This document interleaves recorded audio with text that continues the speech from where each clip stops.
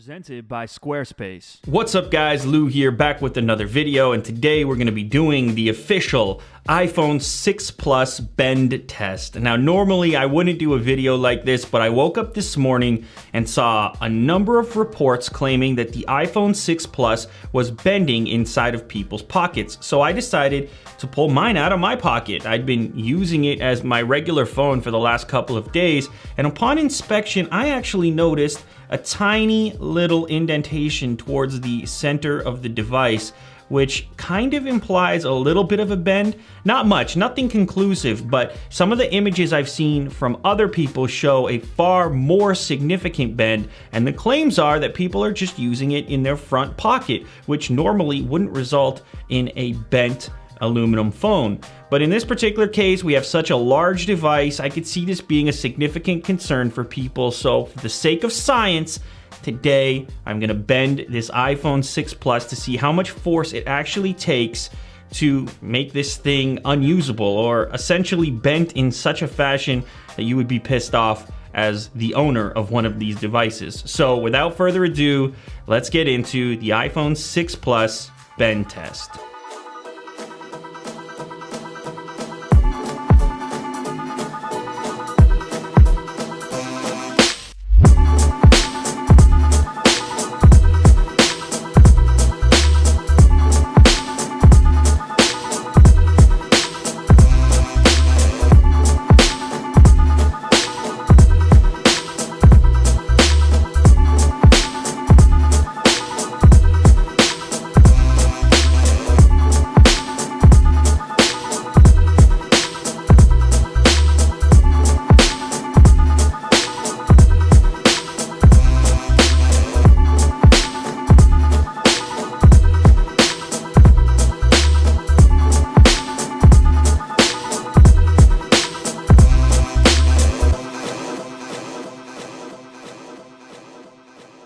So there you have it guys, unfortunate, but under the pressure of my hands, it does bend quite significantly, specifically around this portion here where the buttons were. My focus was more in the center portion, but it seems to be a weak point up here near the button cutouts.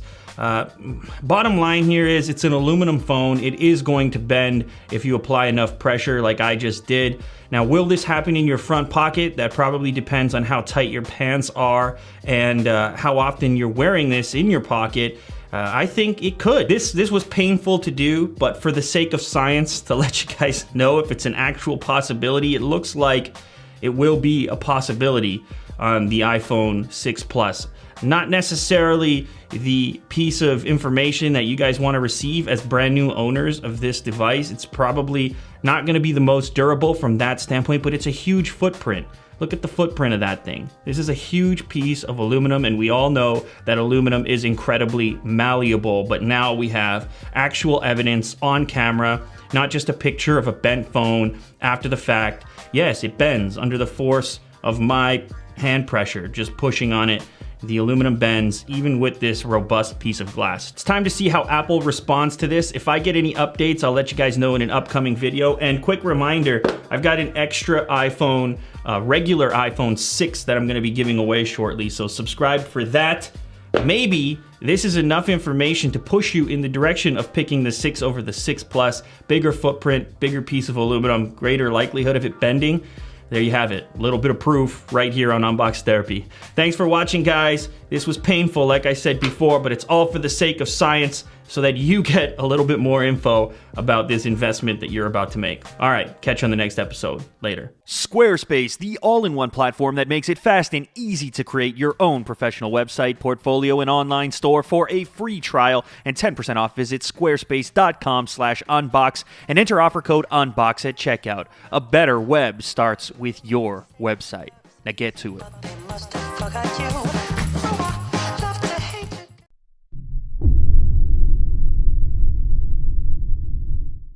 What's up guys, Lou here, back with another video, and today I've got something unusual for you, but I'm thinking it might be incredibly useful. I still don't really believe it though, because when I saw this online and I saw the demonstration, I was like, come on, Show me where David Copperfield is. This doesn't look right. What I've got in front of me is something called the Mighty Mug. This is the mug that cannot be tipped over. It will not fall over. It is the mug that is unspillable. What are you talking about, Lou? Everybody needs this. Why, if this is something, have mugs been able to tip for so long? Now, I think this might be the ultimate kind of mug for your gadget head, because as you know and I know, we're these kind of guys, we're on the laptop, right? Cruising for a bruising, looking for the next best thing on the web, and generally speaking, we have a drink nearby. You tip that drink right into that keyboard, you fry that logic board, that motherboard.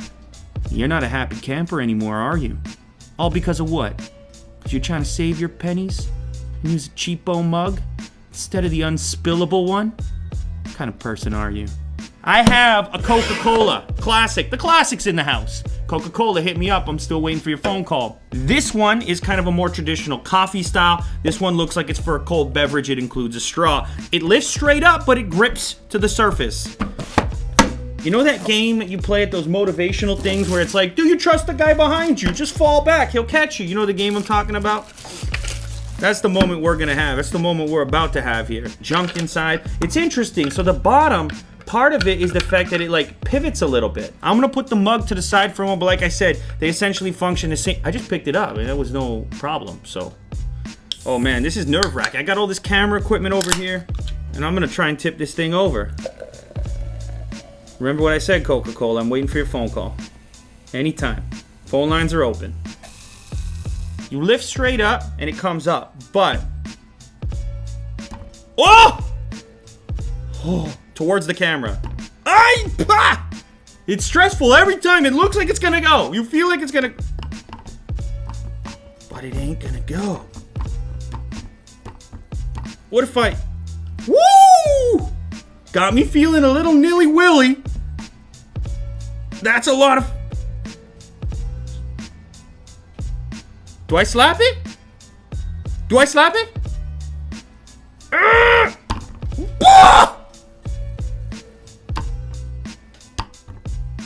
Wow!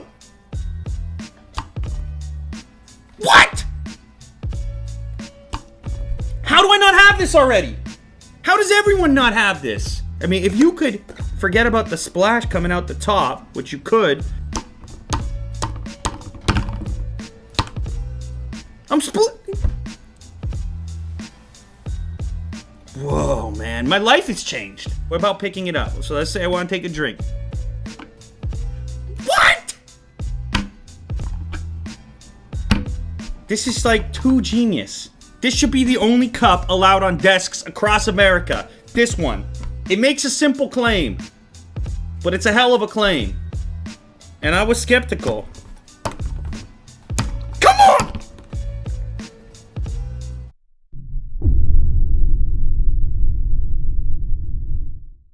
What's up guys, Lou here, and today I'm going to be showing you how to cut a SIM card. I've done this a couple of times in the past and you guys have requested this kind of a video to show you exactly how it's done. In this case I'll be taking a standard SIM and cutting it down to nano SIM form factor for the iPhone 5, but the process would be the same if you wanted to go down to a micro SIM size for previous iPhones or other phones that are on the market, like for example my Nexus 4, which uses micro SIM. So you need a couple of things to actually complete this procedure. You're going to need a template. This template here I'll link down in the description so you don't have to go looking for one. But if you Google micro SIM or nano SIM template, you'll find it as well. But like I said before, there is a link in the description. You're also going to need a little bit of sandpaper because a nano SIM is actually thinner than a micro or mini SIM. So you're going to need some of this to actually adjust the thickness. You're also going to need a little bit of tape, which I've got over here. That's just so that you can tape down the SIM card to the template, draw your lines prior to making your cut. You want to have lines on the card in order to guide your cuts so that you don't mess it up. You need to get the exact fit for it to work in the SIM card tray on the latest generation iPhone. I've also got a card, just a standard, what is this, gift card, in order to draw my lines even straighter, and you'll need a pen. And the last thing you're gonna need is a fairly sharp pair of scissors. Usually kitchen scissors work the best because they're generally a little bit stronger and sharper than your regular arts and crafts scissors. So anyways, let's go ahead, tape down the SIM card and then go ahead and draw our lines. I'll probably do that off camera right now, and then I'll come back and show you what the finished product looks like. So as you can see here, I've gone ahead and drawn my lines onto the full size, or what they call mini SIM card. And these lines here, once I cut across them, that'll result in a nano SIM, as you can see right here. It will require cutting very close, or even in this case, a little bit over top of the metal contacts. You do need to be pretty careful to get a nice straight cut across those areas in order, as I said before, to get that precise fit. So I've taped down this SIM card. I'm going to remove it from the tape now, and then I'll go ahead and make my precision cuts.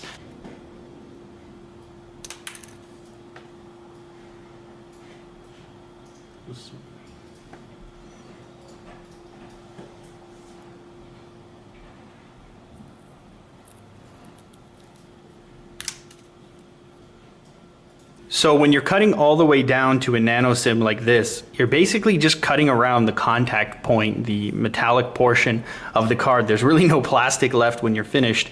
And when you're looking at your diagram, the innermost square, this little tiny portion in here, is what you actually need to end up with. And as you can see here with my cut, it fits in there perfectly, or maybe you can't see that, but anyway, it fits in there perfectly.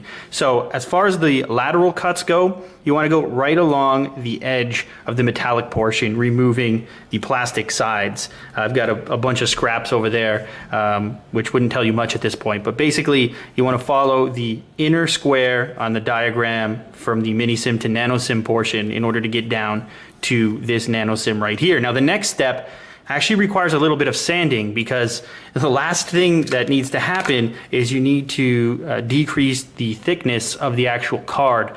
A mini SIM is slightly thicker than a nano SIM, so you need to go onto the back side where the plastic is and grind off some of the plastic. Not very much. You just want to rub it, you know, just gently, and then go into the tray.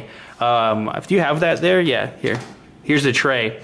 And you want to put the SIM card into the tray and, you know, trial and error, see if it fits, and then keep taking off a little bit more until you've got a nice snug fit. You don't want to over sand. You definitely don't want to be seeing the contact points from the back. And so as I said, the best way to do it is to take off a little bit of plastic using the sandpaper, put it in the tray, and then keep trying till you've got a snug fit. I'm going to go do some sanding right now, and then we'll check out the fit afterwards. So as you can see now, I've got an iPhone 5 on the left. It hasn't been activated yet. It's brand new, unlocked.